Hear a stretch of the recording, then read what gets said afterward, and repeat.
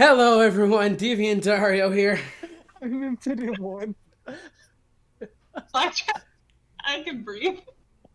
and this is Blackjack, and I am just starting this right away because Finny is taking forever. You will find out later in the rant miscellaneous video I'll have in about a couple weeks from now. That being said, today we are going to be talking I'm about. crying. I know you are. You're making. I am crying. Stop. Today we're going to be talking about Mikasa versus Blake, and this is actually a good one. I cannot wait. I'm I very can't. excited. I can wait because I think I know the outcome, but I'm very excited that it's another RWBY character's taking the battlefield. I know, and not even that, but I've been curious to see who they were going to have Mikasa go up against, because she is a beast. Let's be honest here. Even if you don't even never even finish the show, she is one of the most OP freaking characters in that. She Oh, really yeah. is from season 1 on. Yeah, just season one alone. I think it was like the third episode when they after the first initial time skip, and they're going through the training. She's just automatically good. Yeah, well, she was, if I'm not mistaken, when she graduated top of her class, right? Of course. Yes, I'm stupid. she was you are. she's literally a natural bred freaking Amazon in this world, and there is a little reason for that we'll get into. But let's see. I think through gonna the show start she with- made up to it at the age of 19, right? Mhm. All right. So so that's good. So both fighters are around the same age, which is perfect. Yeah, they're about 9. They're both 19. Yeah. Yep. Okay. So she pretty much capped at the age of 19, where she's gotten, let's see, last time I checked, it was like around like 20 plus, maybe even more Titan kills, and that alone is a freaking feat. Yep. No, and then just the details behind her story as to why, like, how they actually explained why she's so OP compared to everyone else. I think it's illogical and logical at the same time, and I enjoyed the development of it. Yeah. Well, it was the what's it called? Of course, this is gonna be spoilers in this one because we have to go to the latest volumes of each show to give the most accurate representation of them. Yeah, so even we're going to be though- talking to them at their peak, and that means the whole freaking show if we have to. I mean, RWBY just ended their volume 8. Like what? When did I have my emotional breakdown last month? Yeah, about almost a month ago. About a good month ago, yeah. And then you know, Attack on Titan I think just ended, right? Yep. Just around the same time. So yeah, it was about perfect. So Perfect timing. that's actually pretty good. All right. Anyway, I guess we'll start with. You want to start with Mikasa because we're already. Yeah, talking about her? we'll start with Mikasa. So one of the few things with her is how she moves around is obviously through oh my gosh, I forgot what it was called already. The gear, the Yeah, I was trying to think of the full. I wasn't just called the gear by its full name. What was it called? the 3D maneuver gear. Yes, thank you. The 3D maneuver can't gear. It's like ODC or something. I can't Oh, remember. yeah. Oh, thank you. ODM. I was close. Yeah, and she is a freaking master at that. And on top of that, she's definitely learned how to use certain firearms that have been added and kind of manufactured into more future versions of said gear. I know what was it, in season 3 or 4, that's when they actually showed more use of firearms attached to the gear. What was it? It's like the lightning bolt or something like that. Yeah, and that's Yeah, the the thunder Thunder spears. Spears. That's Thunder what's Spears, and she was the most accurate with it, so that's why they had her being the main one when they were going up against Bertold and Reiner. Yeah, I think she can carry up to, like, a single person can probably capture like maybe like 6 of those regularly. I mean, moving around a lot, maybe like 2 or 3. Mm-hmm. But then again, she can just have them laid out in certain keyed areas and just use them as a trap. You see it throughout that main episode when she's going up against the Armored Titan, where she was literally jumping from building to building. She used her main 2, and then other scouts were handing her theirs because they realized she can use them more efficiently. Oh, yeah. If you watch it, it's actually really well planned because they started scattering the other scouts on rooftops. So as the Armored Titan ran, Mikasa's just going right through it. They're tossing them to her. She's grabbing them and using them. Yeah.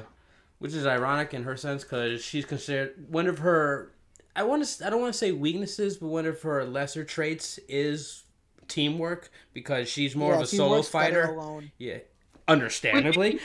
We see early on when she goes after those Titans by herself and everyone else has already given up. We see that early on in the series where she just kind of takes over on her own. Yeah, even subconsciously she does it. Like what to the point where right after Eren supposedly died, when she kind of just gave up and she was ready to let the Titan eat her. She just didn't even realize that she was still fighting and she was questioning like, why am I still doing this? Yep. And even more explanation into that, but just to show you that even like she doesn't even have to think about it. She is a fighter to the end. Yes. Like going through like what she can normally, her speed is peak human speed. Like she's fast as a regular human can be, but she is subsonic with the maneuver gear and supersonic reactions in combat speed. Oh, okay. Her reactions and combat speed are supersonic level. Meanwhile, her movements are subsonic with the 3D maneuver. And honestly, at the point, I'm sure they'll give her that bullshit explanation of she can see faster because, honestly, at this point, she deserves to be able to see faster because she's definitely shown a lot of those feats. Well, here's the thing, though. It's, like they could justify the see faster thing because you said that due to her being an Ackerman, they are resistant to becoming Titans, the bloodline of an Ackerman, right? Yeah. But they are able to manifest the power of a Titan. So in really quick explanation, basically they got the same serum that certain people will get in order to become the Titan, but it like mutated where they just skip the transformation and just get all the benefits. It's like when Broly went wrathful but didn't go great ape. Exactly. No, and that's why like you'll notice, and they'd shown it side by side because one of the first teamwork scenes that you see with Mikasa is when she's actually she's working with Levi, and you see how their movements complement each other and how they're very similar. So they had implied that early on in the series. A lot of people just chalked it up to, oh, he was training her.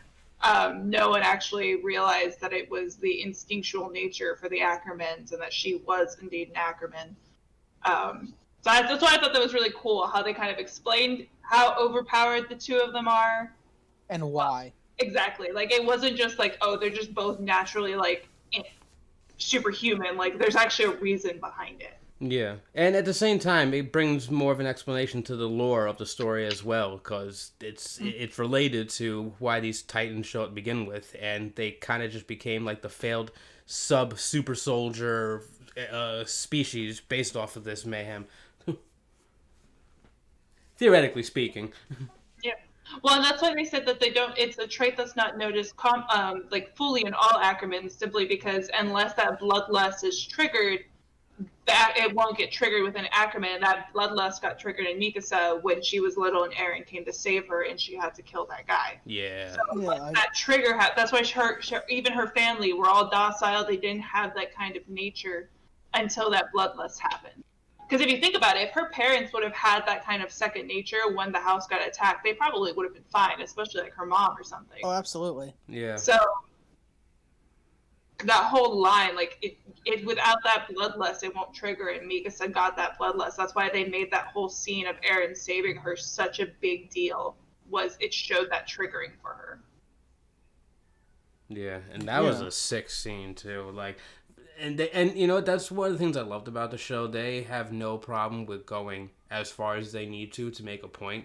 Because God, the world is dark. Like, they weren't kidding where this was basically The Walking Dead in Japan at that time, because they are very unapologetic with their scenarios, but that it shows to make a point how severe this world is, and even though some people kind of just had to force to live with that, she was naturally able to deal with it, and throughout most of the show, she definitely came out on top in most situations, and it was because of that really messed up day, excuse me. I wish she got an adopted family. That's true. And a complicated relationship. I was gonna say. Yeah. You know, I think everyone took shots at it, and it didn't even seem as weird as we thought. It was like, you know what? They're not related, just let it be. Alright, so, I'm sorry. Her striking strength is small business Small business. Yeah. It's small Small business. building. Small building class. She can kill a building. You probably could kill a building. Yeah, probably. If anyone- Durability is a small building as well. I mean, it says here crushed by a Titan's hand, but ended up with some injuries. Withstand energy on her body by the impact landing at high speeds on solid surfaces with the maneuver gear. So I'm guessing falling from high heights onto like a rooftop or the ground or something. Her range is standard melee range, but I'm assuming that's just with the blades of the gear, because not counting the what was it, the thunder spears. The thunder spears, thank you. Well, how many? He's an expert swordsman and an expert to hand. Oh Go yeah, ahead. and how many swords do their gears normally have equipped? It's like 4 or 5, right? Yeah. So they have it's kind of like a, what's the word I'm looking for? It's kind of like the box cutters, where it will, like when one of the blades gets dulled, you can literally break it off. It's a sharper one below it. That's how the blades for them. That's why you see the jagged lines going down it. So that's why you also see the blade slowly getting shorter and shorter as they use it, and then they can release it. And later on in the series, they add compartments into the ODM gear for when the scouts are actually away from the walls, so that they can have. I think it's you're right. I think it's 3 on each side, so they can technically have a total of up to 6 blades. I'm just gonna look up the ODM gear real quick, just so I can like get a picture of it. All right. But Scots, Jesus Christ. Wait, excuse you? Okay, I need to find that, but apparently there was an episode of Simpsons, a Halloween episode, and Lisa portrayed Mikasa, even wearing the freaking gear. I need to find that later. Alright, well... Vile Maya did a song called Mikasa? I need to check that out. Yeah, it looks like it can hold up to 4. So they can have 5 altogether if their blades are already on them, and then they have 4 spares in the compartment. Alright. And not to mention, she's had at least... When did they started training? In Had to be when they were, let me see. 3 times skip 15? Alright, so at least 4 years of military training. And at least one of them, it was with actual special training through Levi, or if not Levi, then other higher crew members like him, right? Yep. You look like a majestic fucking eagle. Oh, yes. Oh, still one of the best of British series that only made it 1 episode. I know. We don't talk about it. At least we don't mention it in front of Taka. It's like killing his actual baby. It is. Alright, well, let's see. Above average intelligence, you know.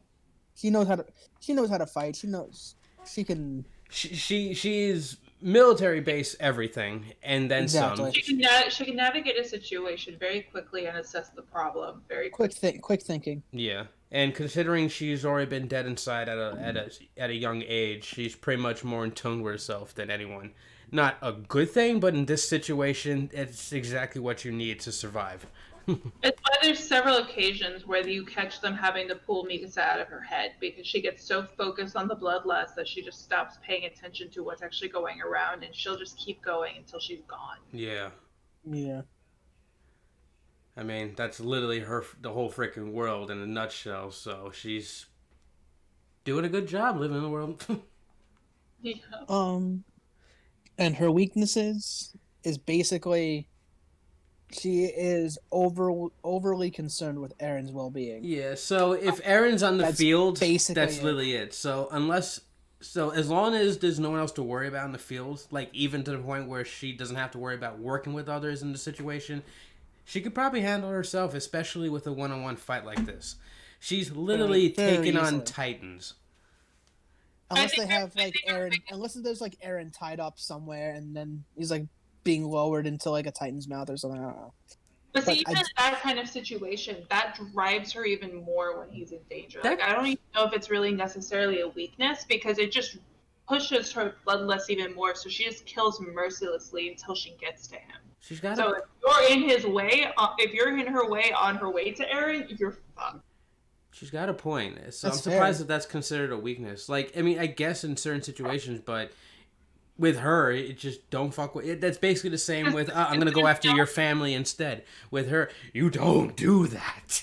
Like, there's no logic. There's no negotiating with her. Like, if you have Eren, it's game over. Yeah. Like, it's not one of those, like, move or don't move or we'll kill him, because by the time you blink, she's going to have her blade at your neck. Like, there's no stopping her at that point. Yeah, in the military don't teach logic. They teach you how to kill. And that's what she'll do. She's been doing it since the age of 10. Yep. Pretty much. Alright. Pretty straightforward, but I honestly think she has a chance in this fight, but that's just with her for now. Unless anyone else has anything else to say with her. I think we're good with I think we're ready to go on to Blake. Yeah. I'm sorry? Yeah, I think so. Oh. Yep. Alright, so Blake Belladonna of RWBY, and I feel bad because I will admit I stopped watching the show around season 5? So I made about like halfway. It's a shame. I know. It's not my fault. I really tried. I really did. But you know what? I still, ironically, one of the first characters I fell in love with was Blake, so I'm curious to see where this goes. And luckily, Finny here has been completely caught up with the show, so what I do we... think I'm only one volume behind. I haven't started volume 8 yet. I think that's the only one I'm behind on. That's fine, because you're already more qualified than me, so what are we in for, guys? Well, let's see. 19, and at the end of volume 8, it just ended. Superhuman physical characteristics. She's basically a half cat. Yeah.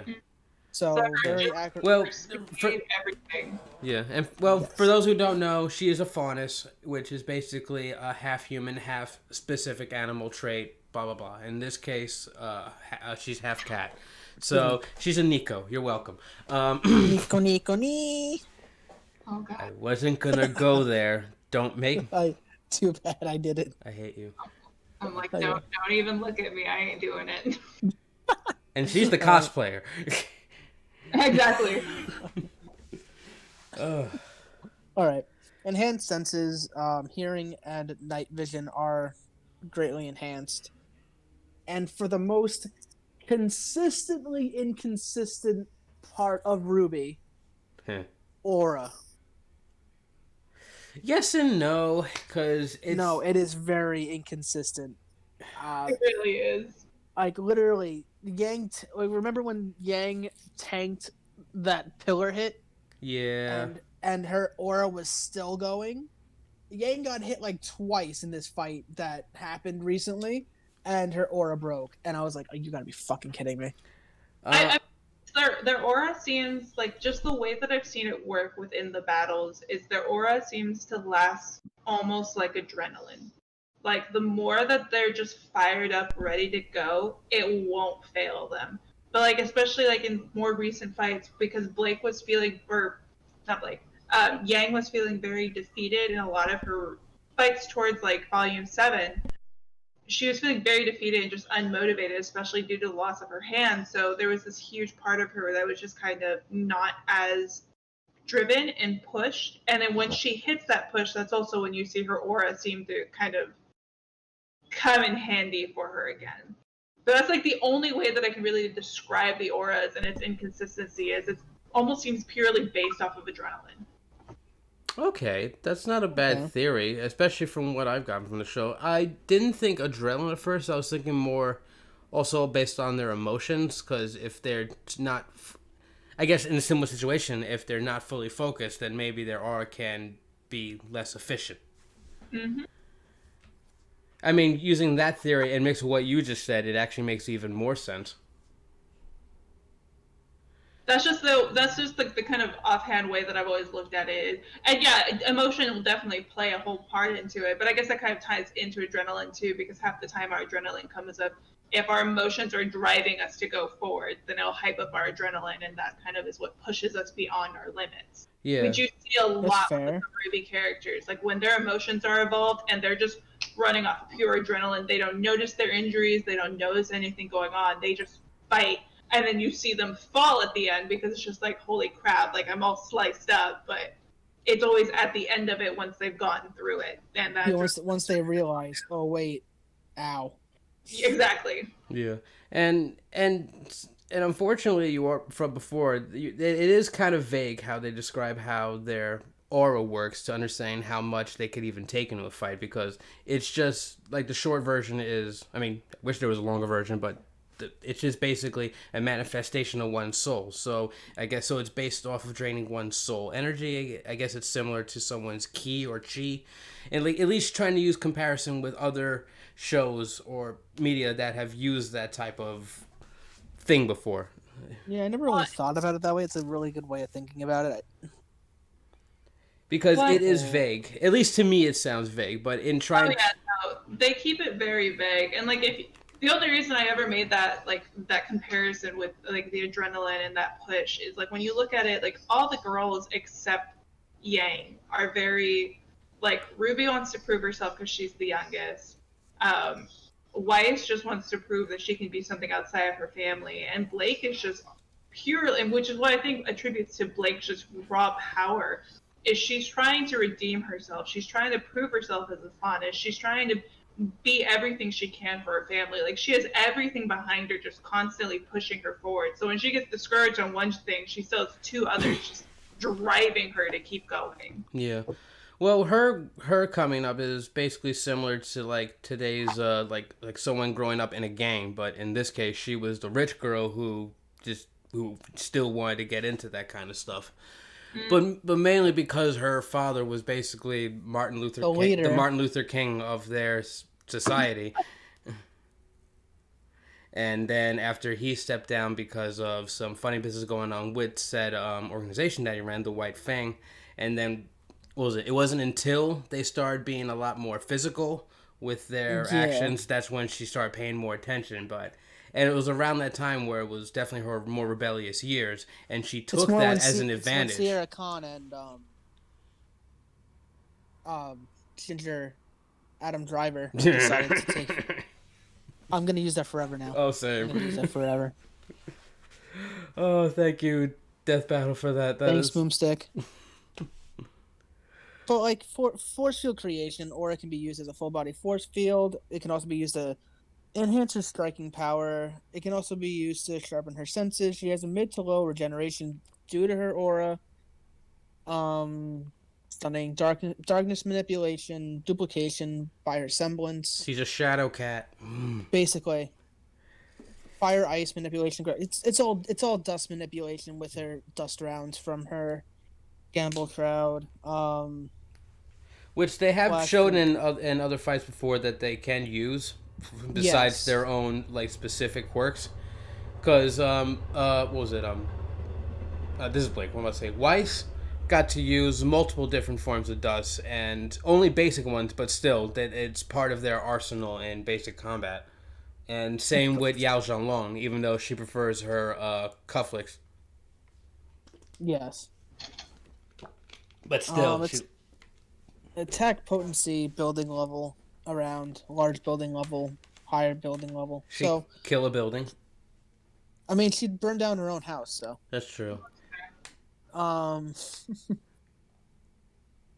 Speed is hypersonic or hypersonic plus, seen in the Sea Dragon at the beginning of volume 5, when they're on the way back to Menagerie. Yeah. She's actually stupid fast. She actually is capable of dodging Gatling gun rounds at like 10 feet, good 10 feet away. Yeah, I mean, she had to get like a good second of a running start, but granted, that's how a Gatling gun works. That was it has time to rev up, but that one little second gave her enough time to gain enough speed to be able to dodge those type of bullets. So it definitely shows she can move at a moment's notice. Oh yeah. Yes. Cat speed, cat reflexes, call it whatever you want. She can move. Always lands on her feet, etc., etc. Mm-hmm.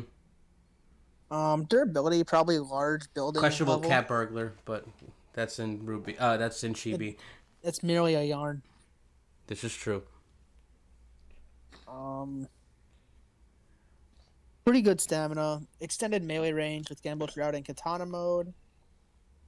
Knows how to use her surroundings, but then again, I could say that with both fighters, because they definitely rely on their surroundings in the fight. I think the biggest thing is the biggest comparison between the two of them. Mikasa needs her gear to survive.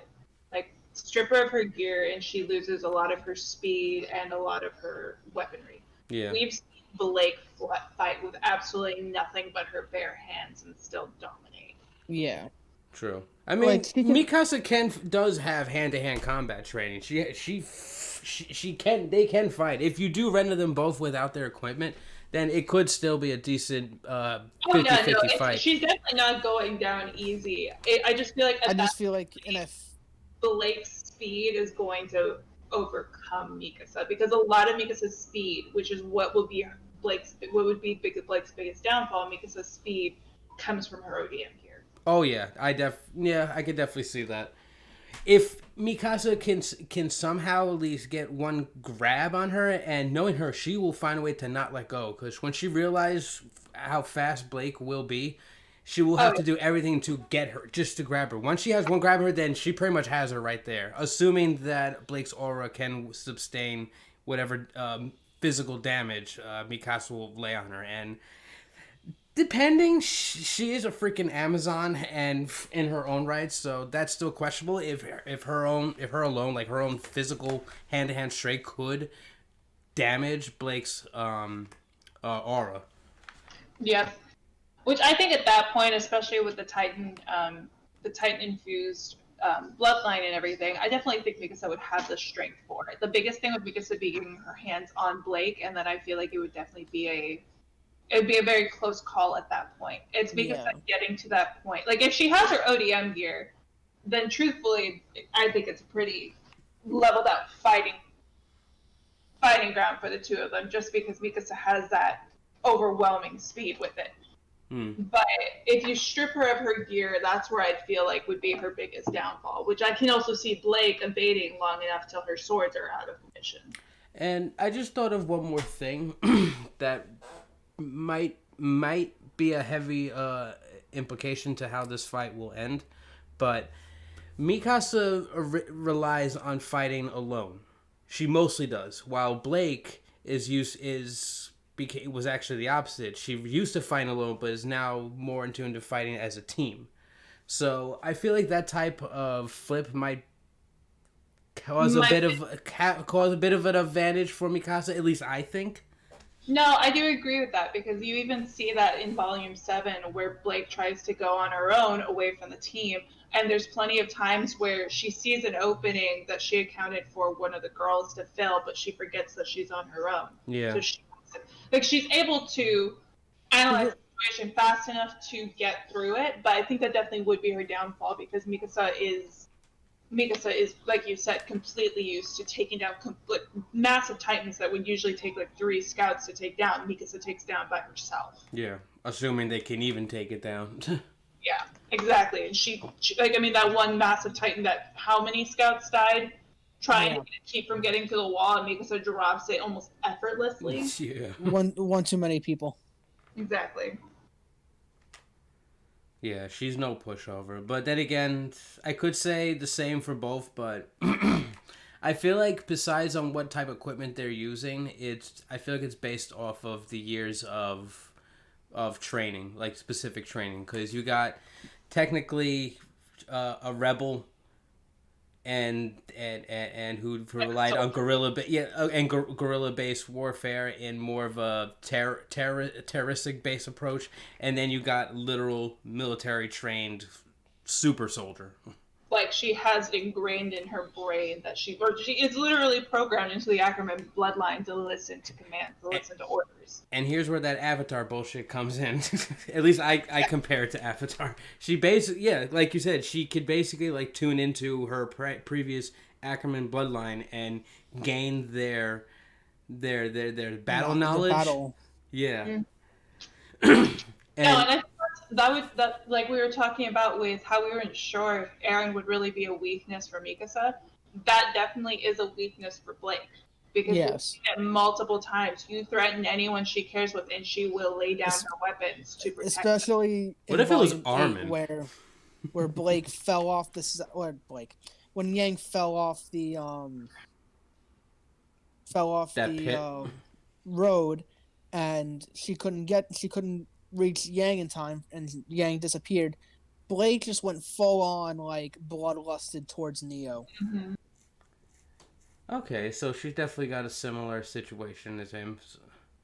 Mess with the one she cares about, and she definitely got a lot of those, and she will lose it. Bumblebee. That being said, she is very stubborn, but I'm curious how that would play into the fight.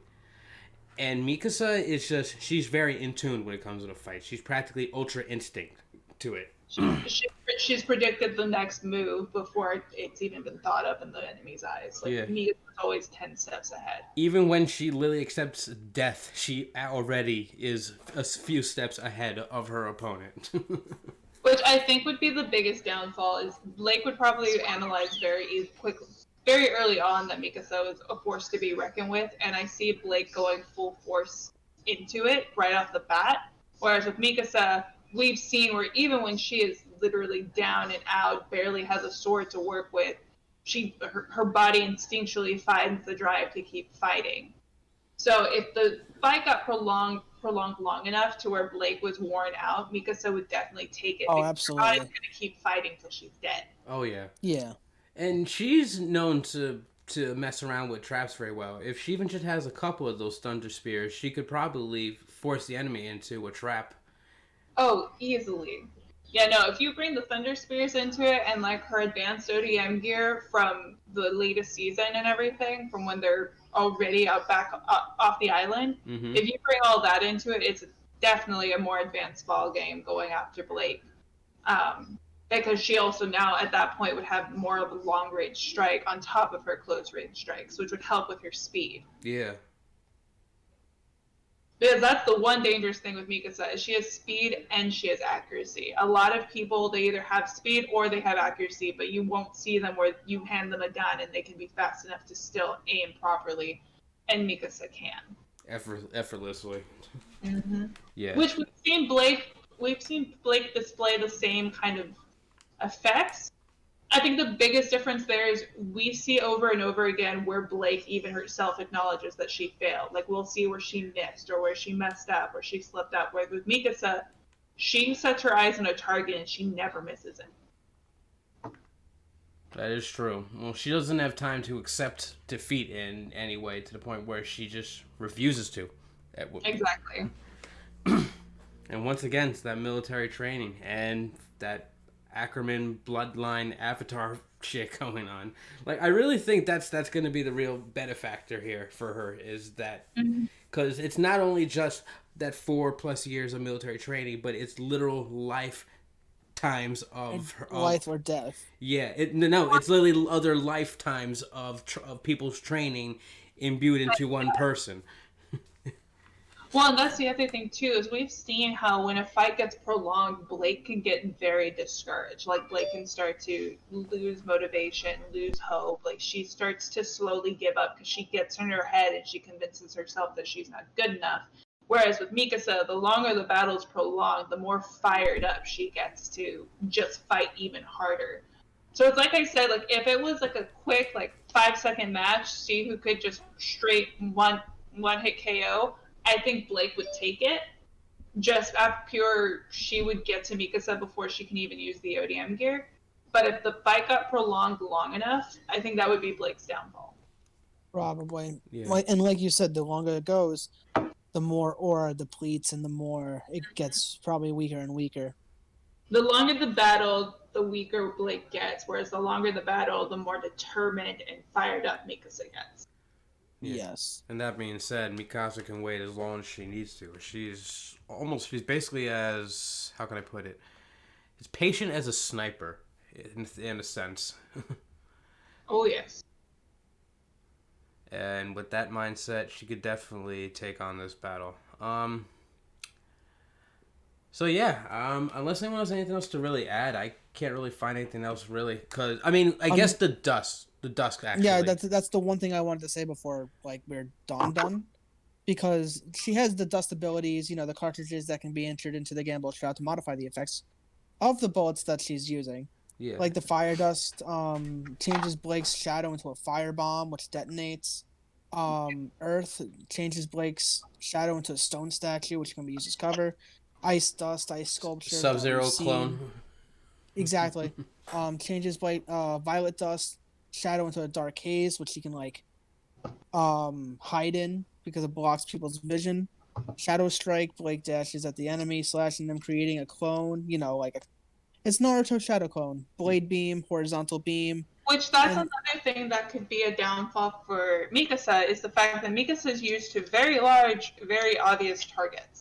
Like, yes, the Titans can jump out of nowhere, but if Blake is working in the shadows and disguising herself very well, Mikasa is not used to having to sit there and listen for her target, because normally her target is a giant being standing right in front of her. So Mikasa is used to seeing what she's attacking, whereas Blake can very easily evade her sight completely. True. There has been a situation, I think was it season 3 or I think it was season 3 where they had to take on a group of what was it, rebels or something? It was another group of humans that actually were using the same gear as her, and they basically had to fight each other using that. Yes, I do remember that. But again, the big thing with the ODM gear is they're literally swinging from rooftop to rooftop. So and they showed it there. Like, there was a couple times where they caught them off guard a little bit, but you hear them and saw them coming from above very quickly. True. You do have a good point, though. She is used to larger enemies, and she's not. And to be able to go against someone normal size that is probably as fast as her might be a bit of a situation. She's going to be not prepared for it. She has had similar situations, but this one will be a bit of a step up compared to the other ones. So, and again, it kind of goes back to, as long as Mikasa can buy herself enough time, I see her adapting to the situation very quickly, like her figuring out what she needs to do very quickly. Oh, yeah. And that's why military training. But that all comes back to if she can actually evade Blake enough. Which, if she has her ODM gear and has enough of it, I think she could. It all comes back to, if they can prolong the battle long enough, I think Mikasa will take it. But if it ends up being a quick little match, I think it'll be Blake. Yeah. If Mikasa barks, then Blake might just freak out. That'll be the turning point. Here's why. I miss It's that. like, and win by default of a bark. Like, no! Also, the clones themselves aren't just illusions. They have a little bit of like substance to them, because we have seen Blake jump off of them and It works very similarly to the shadow clones from Naruto. Yeah. Where they're not like full like ghosts, but like they have substance to them, but literally one little pop and they're gone. Exactly. So I guess that would imply that you have to use some of her aura for each use, right? Yes. I'd imagine, because that's how. Yeah. Which will bring her even faster. Yeah, the aura is basically the MP. Mm-hmm. Pretty much. And again, that's where if Blake can use enough of it and just pretty much bombard Mikasa right off the bat, I think that'll be her best bet in this fight. Like, that'll be her best plan of action. But if she tries to, like, okay, let me get a feel for how she is and whatnot, she's going to give Mikasa way too much time to get the high ground on it, and then she's not even going to get a chance. Like, that's the thing, is once Mikasa realizes, okay, this is her skill, Mikasa's going to just go. She's going to try and figure a way around it, which that's what she does. Exactly. Whereas if Blake goes in full force right off the bat, I think she can take it because it's not going to give Mikasa enough time to adapt. But if Blake tries to do the whole, oh, well, let me try to adapt to this first, then that's going to be her downfall. Yeah. If she drags it out at all, that will be what breaks her. So depending on the length of the fight and how durable Blake's semblance is, aura is, that's pretty much it. Yeah. All right. This is a pretty, I mean, I would say not even a straightforward one. This is actually an interesting one. It definitely is a very interesting fight because they have similar fighting styles as well, and similar weapons as well. Yeah. But we have seen Blake's weapon break more easily than the ODM gears. And if we're going with the most recent seasons from when they're both 19, Mikasa's gear is incredibly advanced. It has exactly. And they adapted it to where the lightning spears are smaller, so she can have multiple on her. She can have her swords, and she can have guns, all interchangeable in a matter of moments. Yeah, so she's going to be well equipped. Exactly. Yeah. Over equipped, who knows? All she has to do is basically let Blake drain herself out an aura and then take a final shot. Which isn't really that hard. Because, yeah. We all, like, I'm trying to think where I was going with this. And we've seen it. Blake can burn herself out very quickly because she lets her emotions get the better of her and she goes in guns blazing, which has helped her many a time, but it's also left her pretty much almost incapable of moving because she completely drained herself. This is probably going to piss off some people, but it only helps her if plot armor allows it. Mm-hmm. But in a realistic sense, it might be her undoing in certain situations. And in this case, this one. Yeah. All right. I have nothing else to add. Same. That kind of threw me off. I'm not going to lie. Going into this, I thought this would be kind of like a dead giveaway to Blake. But the more I thought about it, Mikasa has the upper hand on several occasions as long as she can drag it out enough.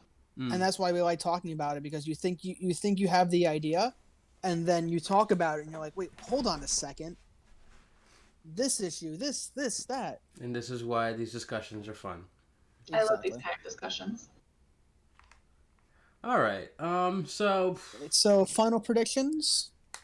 I think Mikasa will take it because even just going off of like seeing previous fights with Blake and just how Blake normally fights, she does take it slow at first because she tries to take the stealthy route, and I think that'll be what breaks her.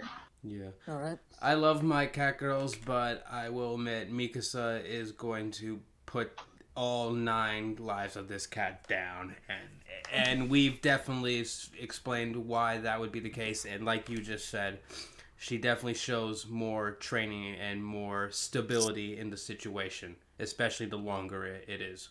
So my money's on Mikasa. I'm gonna try and keep my perfect record for this season intact, and I'm just gonna go with Mikasa because I feel safer with that. I'm 4-0 this season so far, so I'm not risking it on this fight. I love Blake with a passion. Don't get me wrong. One half of my favorite made-up canon, but the more I think about it, the more Mikasa has this. So it just is. It just is. We have explained it. The words have been spoken. The truth is out. Anyone who's made it this far, please tell us who you think's going to win, because I know it doesn't get that much attention. Anyway. And then we'll get the reactions. All right, guys. Yep. Thank you again for joining us on this episode of Last Minute Rundown, which I forgot to even say in the beginning because we were too busy laughing our asses off. Yep. Oh, and speaking of laughing our asses off, I sent the email, by the way. Oh my gosh. Oh my god. Okay, that being said, I'm Deviant Dario. I'm Infinite One. I'm Blackjack. And have a wonderful night. Night, everybody. Adios.